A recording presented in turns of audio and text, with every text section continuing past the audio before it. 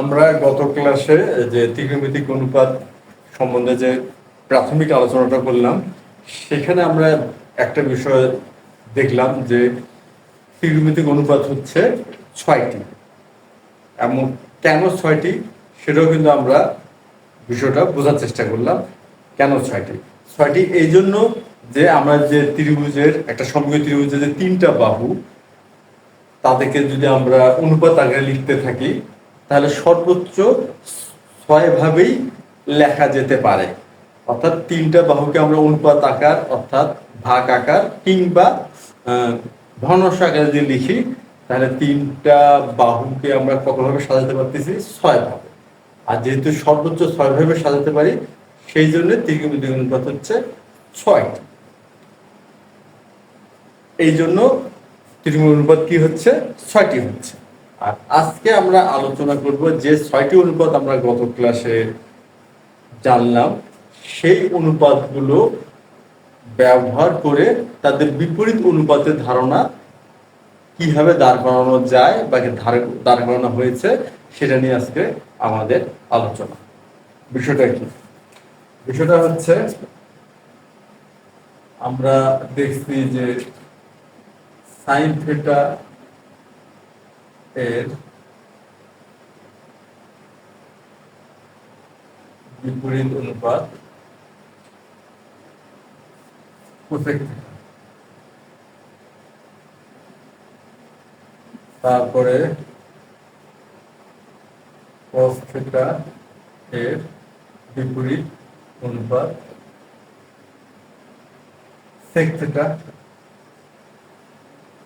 আর tan theta এর বিপরীত অনুপাত কট থিটা। এই যে বিষয়টা, যে এই তিনটির বিপরীত হচ্ছে এই তিনটি। এখন আমরা এর পরবর্তী ধাপে যে বিষয়টা সেটা একটু খেয়াল করার চেষ্টা করি। যেমন সাইন থিটা, সাইন থিটা সমান হচ্ছে বিপরীত বাহু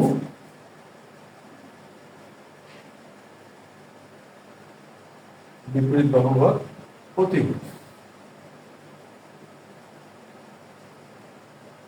আচ্ছা, আমরা একটা সমকোণী ত্রিভুজ আঁকি।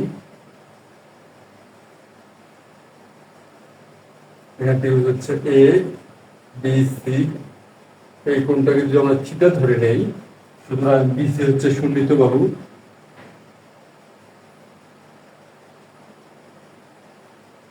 শূন্যিত বাহু, আর এবি হচ্ছে বিপরীত বাহু, বিপরীত বাহু, আর সমকোণের বিপরীত বাহু হচ্ছে অতিভুজ, এসি হচ্ছে অতিভুজ। এই হচ্ছে আমাদের ত্রিভুজ। এখানে কি হচ্ছে? সাইন থিটা সমান থিটা, থিটার বিপরীত বাহু আর হচ্ছে অতিভুজ। তাহলে বিপরীত বাহু ভাগ অতিভুজ। এখন আমরা যদি লব হরকে বিপরীত বাহু দ্বারা ভাগ করি, আমরা লব হরকে কি করব? বিপরীত বাহু দ্বারা ভাগ করব। অর্থাৎ বিপরীত বাহু ভাগ বিপরীত বাহু,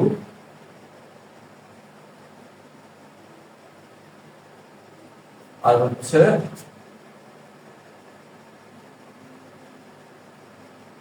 অতিভুজ ভাগ বিপরীত।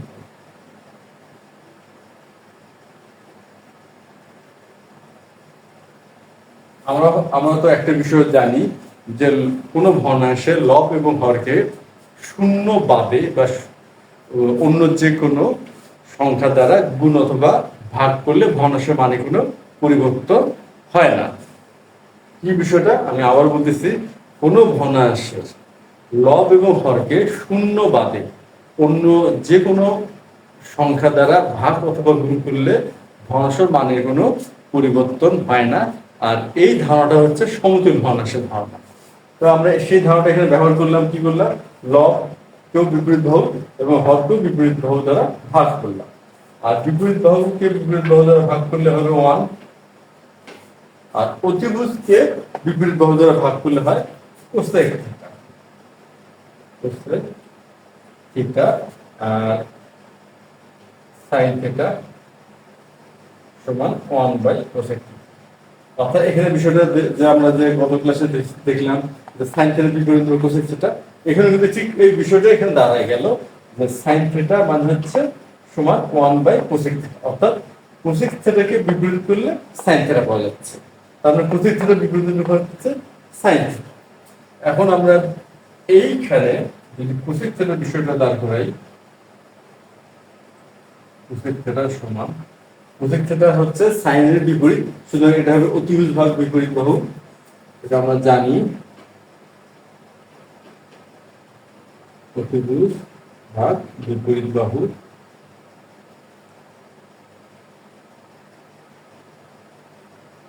আমরা এখানে কি করব, লবে আছে অতিভুজ, অতিভুজ দ্বারা লবকে ভাগ করবে। এখানে কিন্তু লবে ছিল বিপরীত বাহু, বিপরীত বাহু দ্বারা লবকে ভাগ করছে। এখানে আমরা এই বিষয়টা করব যে অতিভুজ দিয়ে বিপরীত লব এবং হরকে ভাগ করব। আর হচ্ছে লবে হবে অতিভুজ ভাগ অতিভুজ, আর হরে হবে বিপরীত বাহু ভাগ অতিভুজ, বিপরীত বাহু ভাগ অতিভুজ।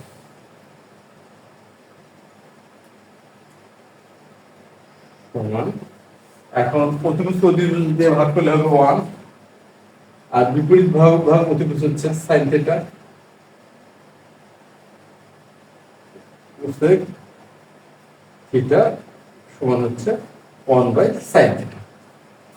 এখানে কি দেখা গেল যে সাইনের বিপরীত করলে কোসেক থিটা পাওয়া যায়, আর কোসেকের বিপরীত করলে সাইন থিটা পাওয়া যায়, যেটা হচ্ছে আমাদের প্রথম যে ধারণাটা আমরা গত ক্লাসে শিখলাম সেই ধারণার সাথে মিলে যায় যে সাইন থিটার বিপরীত হলো কোসেক থিটা, বা বিপরীত ভাবে যদি বলি কোসেক থিটার বিপরীত হলো সাইন থিটা।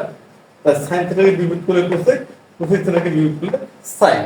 তাহলে আমাদের এই যে আজকে যে আমরা ক্যালকুলেশনটা করলাম সেটা আমাদের পূর্বের যে ধারণা সেটাকে প্রতিষ্ঠিত করে।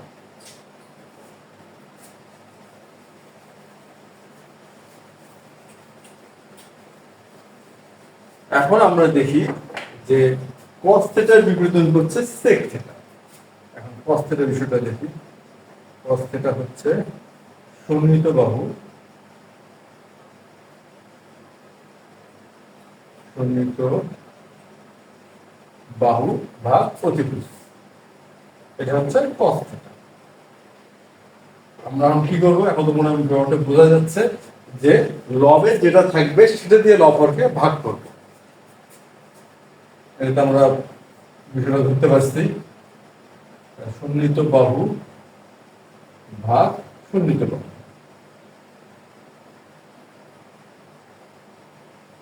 আর অতিভুজ ভাগ সন্নিহিত বাহু, অতিভুজ ভাগ সন্নিহিত বাহু।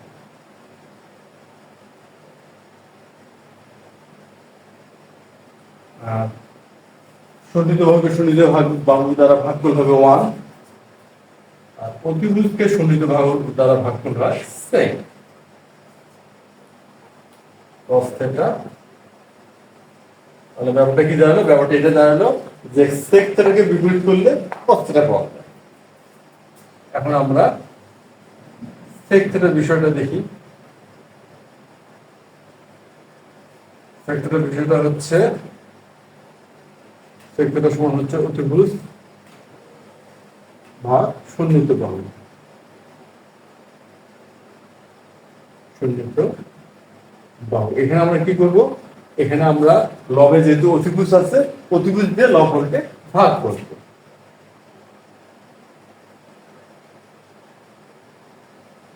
অতিভুজ ভাগ অতিভুজ,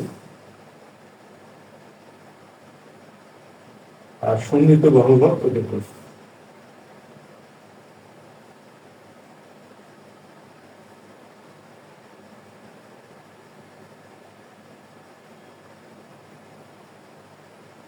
এখন অতিভুজকে অতিভুজ দিয়ে ভাগ করলে হচ্ছে 1, আর সন্নিহিত বাহুকে অতিভুজ দ্বারা ভাগ করলে হয় cos, অর্থাৎ cos থিটা sec থিটা। সুতরাং এখানে আমরা কি দেখলাম যে cos থিটাকে বিপরীত করলে sec থিটা পাওয়া যায়, অর্থাৎ cos থিটার বিপরীত মানটা হচ্ছে sec থিটা, আর সেক থিটার বিপরীত মান হচ্ছে কস থিটা, যেটা কিনা আমাদের এই ধারণার সাথে মিলে যায় যে কস থিটার বিপরীত অনুপাত সেক থিটা।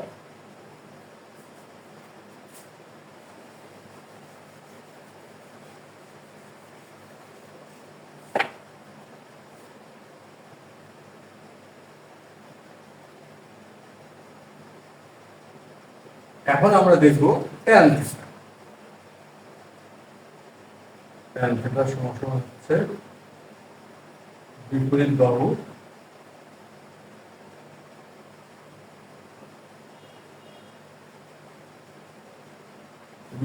বা সন্নিহিত বাহু।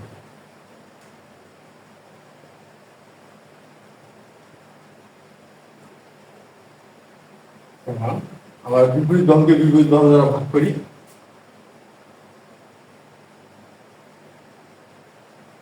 বিপরীত বাহু ভাগ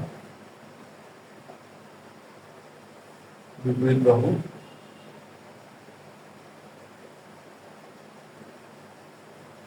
আর সন্নিহিত বাহুকে বিপরীত বাহু দ্বারা ভাগ। সন্নিহিত বাহু বা বিপরীত বাহু।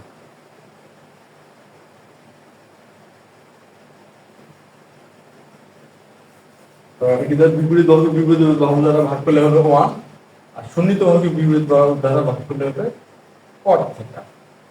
তার হচ্ছে tan থিটা সমান 1/cot থিটা, অর্থাৎ বিষয়টা কি দাঁড়ালো যে cot থিটার বিপরীত হচ্ছে tan থিটা, বা cot থিটাকে বিপরীত করলে tan থিটা পাওয়া যায়। এখন আমরা cot থিটার বিষয়টা দেখি। cot থিটা হচ্ছে সন্নিহিত বাহু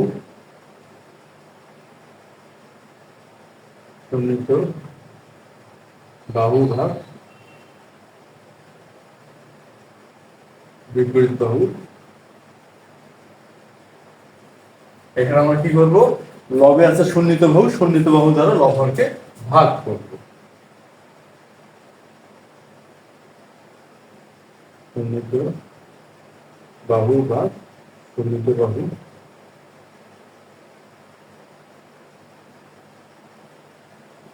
আর বিপরীত বাহু ভাগ সন্নিহিত বাহু।